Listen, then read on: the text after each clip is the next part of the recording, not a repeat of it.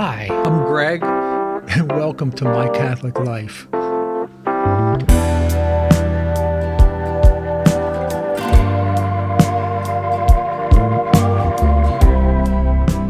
Hi, I'm Greg, and welcome to the Solemn Disciple.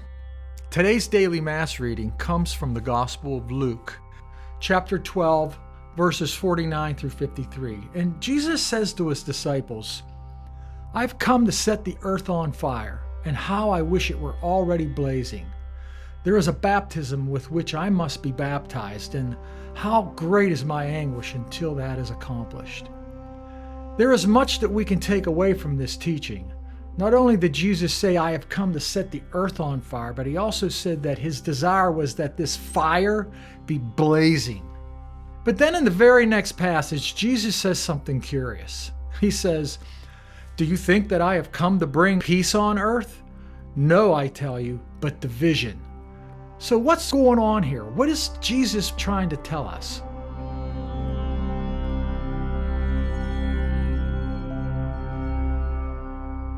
First, there's fire. Fire is powerful. In fact, it's not just any fire, but it's a blazing fire. It can purify precious metals. Take gold, for example. When it's heated to a liquid state, the impurities rise to the surface for easy removal. Fire can also consume. When a blazing fire completes its burning, what's left over is ashes. Many saints have reflected upon the image of fire as a symbol of the purification God wants for us, for our souls. St. John of the Cross, for example, reflected in depth on this image. He explained that entering into the divine union was very similar to a log burning. At first, as the log begins to burn, it crackles and it pops, but this is because of the impurities in the wood. These things don't burn the same as the wood burns. But as the log continues to burn, it eventually becomes one with the fire. At first, you can distinguish the log from the fire when it's only part of the log is burning.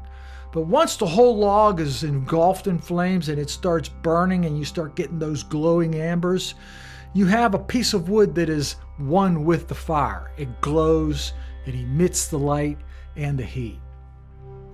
This reminds me of the 19th century American evangelist Dwight L. Moody's analogy of removing a hot coal from a fire to illustrate the spiritual danger of a Christian detaching themselves from the church. So Moody was visiting a church member who had become inactive, and the man insisted that he could do just as good as any Christian could on his own.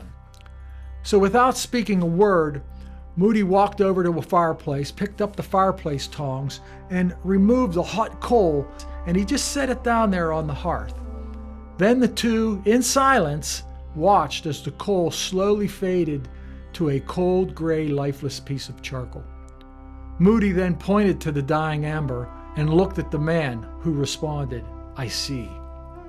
When we ponder these words from Jesus regarding his desire to set the earth on fire, we must first see this as his desire to purify our souls. There are many impurities that need to be removed, become one with God. This purification involves a process of allowing God to bring our sins to the surface so that they are seen and can be removed. But this is only possible if we allow the blazing fire of God's purifying love to consume us.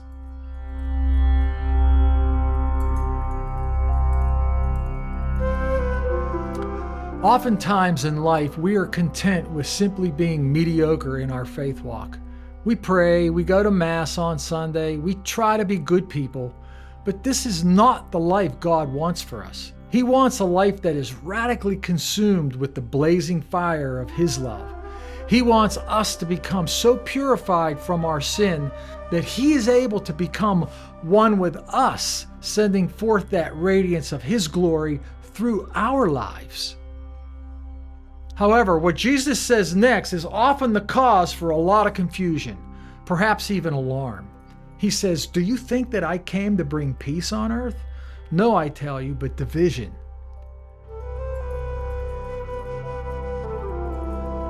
So this is a challenging passage because it seems so contrary to what Jesus was first trying to teach us. And he appears to stand for love and peace and reconciliation, forgiveness, all of these virtuous things. How do we make sense of what he's saying here? No, I come to cause division.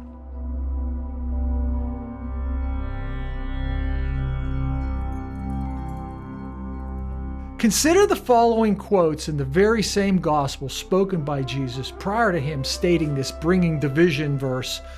In Luke chapter 179, to shine on those living in darkness and in the shadow of death, to guide our feet into the path of peace. Or in Luke 2:14, the angels proclaiming the birth of Christ, glory to God in the highest, and on earth peace to men to whom his favor rests. Luke 7 verse 50 says, Jesus said to the woman, your faith has saved you, go in peace. Or in Luke 8 verse 48, to the bleeding woman, then he said, to her daughter, your faith has healed you, go in peace. To the 72 followers in Luke 10 verses 5 and 6, when you enter a house, first say peace to this house. If a man has peace is there, peace will rest on him. If not, it will return to you. And then finally, chapter 24, verse 36, to the disciples after his resurrection, while they were still about this, Jesus stood in their midst and said to them, peace be with you. And it's hard to read all of these scripture quotes and then conclude that Jesus did not come to bring forth peace on earth, but he was sowing division, right? Well, not exactly. So what does Jesus mean then when he says, do you think I came to bring peace on earth? No, I tell you, I came to bring division. Why does Jesus say this? Well, I think he's teaching us something deeper. He's teaching us that peace building brings conflict.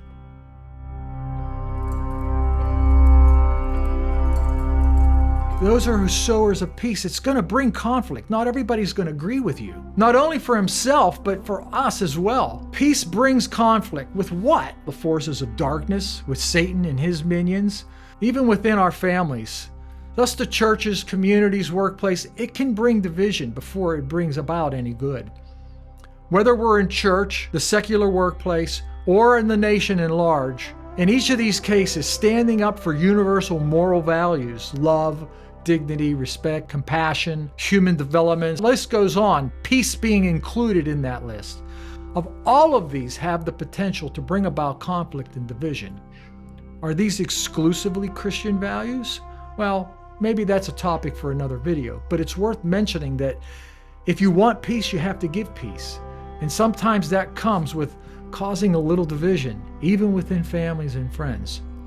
Yes, the values of the kingdom of God are certainly contrary to the values of the kingdom of darkness. No wonder then that embracing church values often brings conflict and division, especially when debated within secular and humanistic ideologies. Yes, standing up for peace can be divisive, but it is a necessary part of peace building. Standing up for peace will lead us towards conflict, but this is a necessary division that we as believers need to embrace in order to live the abundant, full life on fire and ablaze. The ends in this case do justify the means. And that's what I think Jesus was after when he said that. Division, not peace. There's enough peace scripture in the Bible to tell us that he was a man to bring peace. But in this world you will have trouble. But I have overcome the world. Take heart. So all of this imagery is important for us to reflect on today. On this image of a blazing and purifying fire, use the image of gold melting to the point that all these impurities rising to the surface, or that image of St. John of the Cross used with the log, or Moody when he just removed a small piece of it and set it on the hearth. And he wants to transform us. He wants to transform you in ways far beyond our imagination. But we need some refining first. So don't be afraid to make that radical decision to allow the blazing and purifying fire of God to transform you. And don't wait for this to start tomorrow. Kindle the flame today, right now. If it divides household against household, know that it is a spiritual division Jesus is actually referring to. And you might be the only Jesus someone sees. And if you happen to be the person to come to Jesus first, then maybe you can lead other family members to Christ. Of all the truths that today's message could bring, I implore you to take a good hard look that you yourself can still love your neighbor, even though you may disagree with them.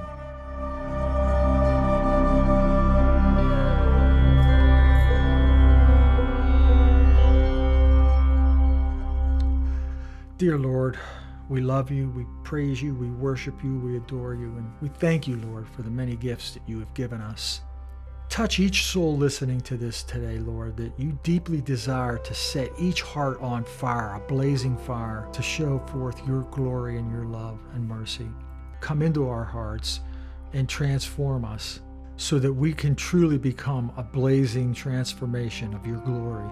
May this blaze ignite in me and in the inner depths of my heart so that you may shine brightly in my life, bringing forth the warmth of your love into the world. In Jesus' name I pray. Amen. Well, thank you for tuning in. I really appreciate all of you. Hope you enjoyed this. Let me know what you think. And, as usual, I really believe that God has us all right where he wants us. Well, until the next time, I will see you on the next one. God bless.